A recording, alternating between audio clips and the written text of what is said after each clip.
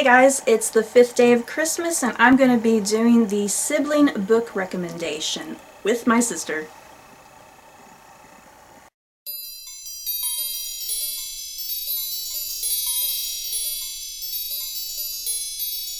I have seen a lot of videos on BookTube with the boyfriend-girlfriend book recommendation, and, well, we're single ladies, so that don't really work out, so I decided to do it with my sister. So basically what you do, you pick out 5 books that you would like to recommend to your other person that you think they should read. So let's get going. So the very first book that I have chosen for my sister is The Book Thief by Marcus Zusak, and you guys know how much I love this book. This is my most favorite book in the world, and so I think you should read it. And it takes place in Nazi Germany, and it's about a little girl, and there's a hot Jewish guy in it. And it just has really great themes in it, and it's narrated by Death, and I just really think you would enjoy this. And it's just written in a very unique style, and I think you'd enjoy just the different way it's written, and I think you'd really love these characters. My first book is the Death Note series by Tsugumi Oba. I think that's how you pronounce it. Well, we've watched the anime and live action movies together, but what happens in the book, some of them are slightly different. Death Note is about a boy who picks up this notebook called the Death Note, and he's able to write people's names in it, and when he does, they die. And he can make them die in any way or at any time that he pleases. Sounds awesome. Thing is, I already know what Death Note is about, technically, but I still really want to read these manga versions, or manga. The next book that I have picked is his Dark Materials series by Philip Pullman. This is I guess a children's book, and it takes place in like an alternative Oxford, England, and it's kind of sci-fi fantasy-ish, if I had to compare it to anything. Fantasy elements like with talking polar bears and stuff like that, and then sci-fi with like wormhole type things and going between like parallel dimensions. It's really complicated. But I really love these books. They just have some really interesting characters and themes. They're actually very controversial in some ways because of, I guess, Philip Pullman's beliefs. There's kind of a lot of anti-religion, if I guess that's the way to put it.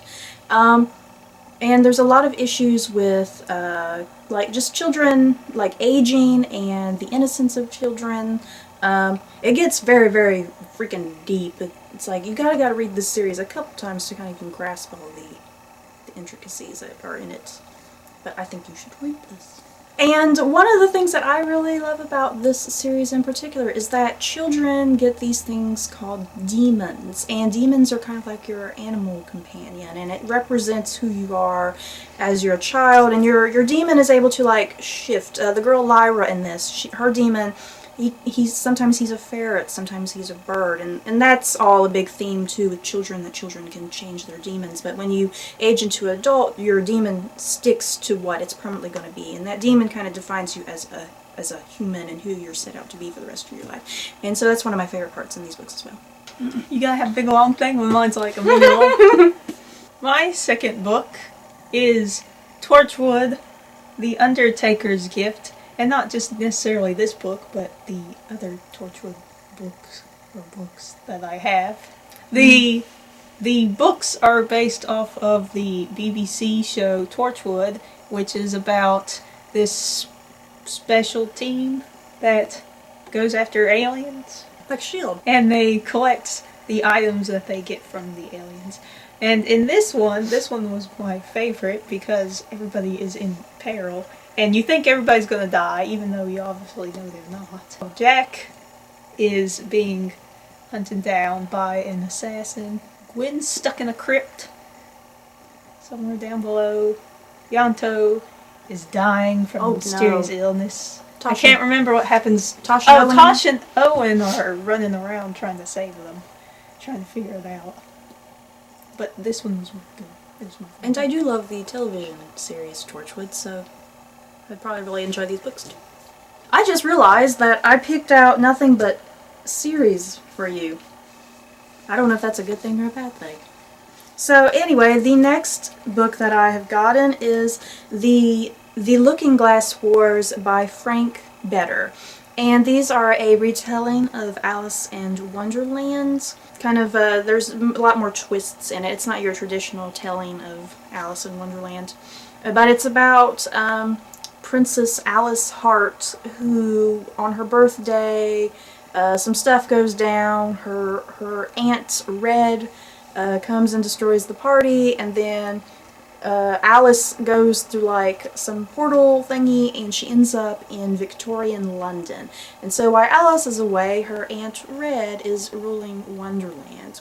And Hatter Madigan, who is my absolute favorite character in this series, he's not your traditional Mad Hatter at all. He is freaking badass, and he has like his top hat that he just throws at people and like chops them to bit. And so Hatter Madigan has to go and rescue Princess Alice from Victorian London, and it's so awesome. And then in the meantime, while Alice is in Victorian London, she runs into Lewis Carroll, and that's how it connects to kind of the traditional Alice in Wonderland, that Lewis Carroll has taken the stories from this girl and writing them as his basis for the book. So I think you'd really enjoy this. They're really fun, and just really neat twists on the classic characters. My third book is Escape from Camp 14 by Blaine Harden. This is about a North Korean born and raised in one of the prison camps. He doesn't know any other way of life than how he was raised in the camps, which is just to work, and that's about it. He doesn't even learn the ways of normal North Koreans, which is to hate America and to worship their leaders. He's tortured when the guards find out that his mother and brother were trying to escape. He witnesses them dying. Then he finally meets a man later on who talks to him about life outside of the prison camps, and together they try to escape. And he makes it out to China and into South Korea, but there's a whole lot of stuff that happens in between them. So it's a non-fiction book. Yes. Non-fiction book about this guy's life. Yes. And the next book I picked is my favorite young adult series, and that is The Infernal Devices by Cassandra Clare. And I actually, before we started this video, I actually picked up City of Bones to recommend to you, also by Cassandra Clare. That is I guess the sequel to The Infernal Devices, but I think that you would really like The Infernal Devices much more than City of Bones, or the Mortal Instruments series. I just really liked these books a lot more than the Mortal Instruments because they take place in Victorian London, and I think the characters and the action elements and the romance are much more interesting in this and better well developed compared to the Mortal Instruments. And, I mean, you can read this first or the Mortal Instruments, it doesn't really matter, but I think it would be cool to maybe read this series first. And you did see the movie, so you have an idea what, like, the Shadowhunter world is like, so I don't necessarily have to sit and explain it to you. Is Magnus in it? Oh yes, Magnus is in this. Magnus is awesome. And he's like in Victorian garb in this, so he's not so flamboyant in like this, but he's still awesome. My fourth book is 100 Flowers by Gail Tsukiyama. It takes place in 1958 China. The basis of the story is a man who speaks out against the Communist Party, and he's sent to a labor camp But the main plot of the story is about the man's wife, his son, and his father, and it's about the struggles that they have to face while he's not there, and how the wife has to take care of the little boy all by herself, and she also hides the fact that his father is in one of the labor camps. It's historical fiction. You like historical fiction. It's a good book.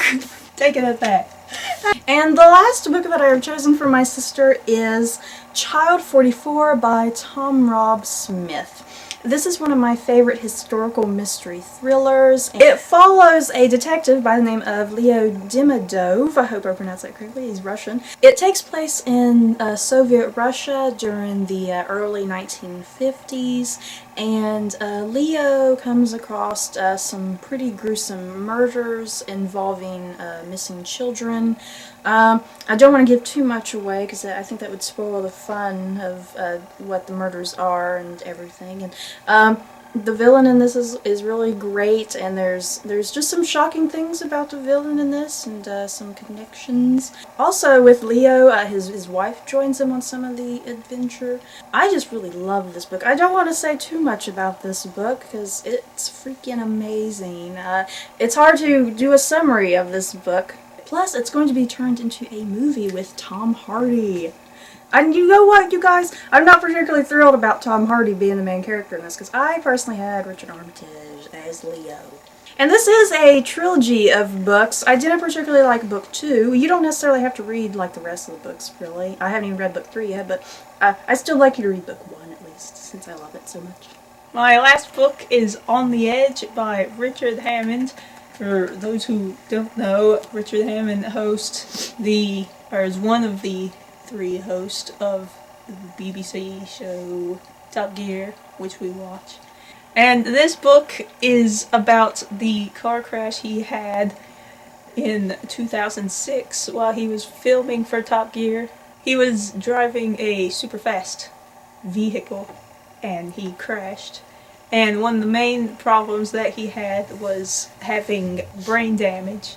And so this is focused on how he recovered and how he felt through the whole thing.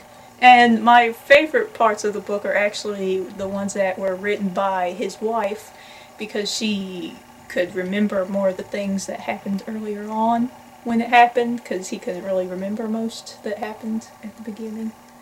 So it's just really interesting to see what he went through, and then you also get to see what it would be like if you were to know somebody who had brain damage and all the difficulties that you would have to go through. That does sound good. So it was a confusing book, because one minute I'd be laughing because it has his humor in it, but then all of a sudden he'd do a complete turnaround and you'd get teary-eyed after he made a joke, because then he would get serious on you. So it has a good balance of, he tries to keep it funny, but then helps you learn at the same time. I do love Richard Hammond. So that is it for the Sibling book recommendation. We had fun. Did you have fun? Yeah! I had fun. Do you even plan on reading any of my books? No. Do you? I plan on reading some of your books. Some of them. Well, I don't know. I might read them all. Maybe. Out of all of my books, which one would you want to read the most? I don't know. If Magnus is in there, I might read this one. If you can't tell, my sister loves like Asian culture, so I think that's obvious why she just chose Clockwork Angel. What would you choose from my books if you could? Well, I'm definitely going to be reading Death Note, obviously. I got that on my to-be-read list on Goodreads. I don't know, I like them all, actually. Now that I'm looking back at all of them, I actually like them all. Even though my description sucked. Yeah, even though your description sucked.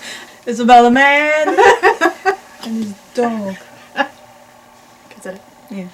So that's it. I hope you guys enjoyed. Don't forget to like, comment, and subscribe, and I'll see you next time. Bye!